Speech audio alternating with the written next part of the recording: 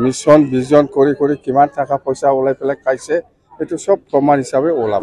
যাম বাহি অংক পৰা নাই, মেথছো মইহে লৈছে, মই সাইন্স পঢ়া মানুহ। প্ৰমোদ বড়ো কি জানে, প্ৰমোদ বড়ো 0। চৰাইবিল সমষ্টি হিচাপে জিকাটো 100%। PF দলৰ উদ্যোগৰ ইয়ত BSU আৰু ওমেনৰ সভা হৈছে আৰু এই সভাটো মই যিটো দেখিবলৈ পাইছোঁ খুব ভাল। আমাৰ চৰাইবিল সমষ্টি হিচাপে BPF দলৰ যিটো স্থিতি খুব ভাল পজিশ্যনটো, আৰু আমি আগন্তুক যিটো নিৰ্বাচন হ'ব ছেপ্টেম্বৰ মাহত, ইয়াত মানে চৰাইবিল সমষ্টি হিচাপে জিকাটো 100%। আৰু মই কৈছোঁ চৰাইবিল সমষ্টিৰ আজিৰ দিনত আমাৰ MCLA মৃত্যুঞ্জয় নাৰ্জাৰী ডাঙৰীয়া জিকিবই, আৰু মই EM দিম বুলি কৈ আছোঁ। EM বাছ এইটোৱেই। কালি প্ৰমোদে কৈছে আপুনি অংকত কচা, একেবাৰে 1 নম্বৰত কৰি আছে আজি, কিয়? 40টা পাব, আপুনি 1 নম্বৰত কৰি আছে। কোন প্ৰমোদে কৈছে কালি আপুনি অংকত কাঁচা বুলি, মেথছত আপুনি উইক বুলি কৈছে। যাম বাহি অংক পৰা নাই, মেথছো মইহে লৈছে, মই সাইন্স পঢ়া মানুহ। 40ৰ অংক কৈছে। প্ৰমোদ বড়ো কি জানে, প্ৰমোদ বড়ো 0। ই খান্দি আছে ভিতৰে ক'বহে পৰা নাই, খান্দি আছে ভিতৰে, চৰকাৰ আৰু নাই।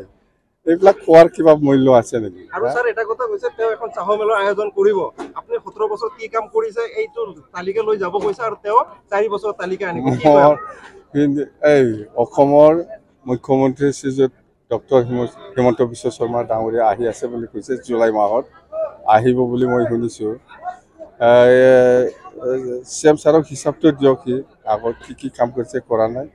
আৰু মোৰ ওচৰৰ হিচাপ দি কি কৰিব, সি আগত অডিটটো দিয়ক, বছৰত যিমান খৰচা কৰিছে, ক'ত খৰচা কৰিছে কৰা নাই, এইবিলাক অডিটটো আগত দিয়কচোন। অডিট আহিলে হৈ যাব এইবিলাক হিচাপ কিতাপ। যেতিয়া নেকি AG এটা অডিট আহিব তেতিয়া গম পাই যাওঁ সি কাম কৰিছে না কৰা নাই, হিচাপ কিতাপ পইচাটো ক'ত ব্যৱহাৰ কৰিছে কৰা নাই। এইবিলাক মিছন ভিজন কৰি কিমান টকা পইচা ওলাই পেলাই খাইছে এইটো সব প্ৰমাণ হিচাপে ওলাব। কোন হয় মোক মাথা মানুহ, প্ৰমোদ বড়ো মাথা মই যোৱা মানুহ।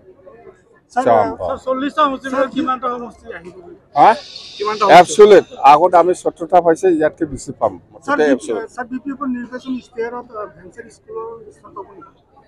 নাই, আমি আমাৰ BPF দলৰ ইস্তাহাৰত আমাৰ গোটেই BTCত সকলো জাতি জনগোষ্ঠীৰ সমস্যা লৈ পেলাই আমি সেইটো হাইলাইট কৰিম, আৰু এডুকেশ্যনৰ ক্ষেত্ৰত কোনটো হাইলাইট কৰিব লাগে নালাগে সেইবিলাক আমাৰ সব হিচাপ কিতাপ হৈ আছে।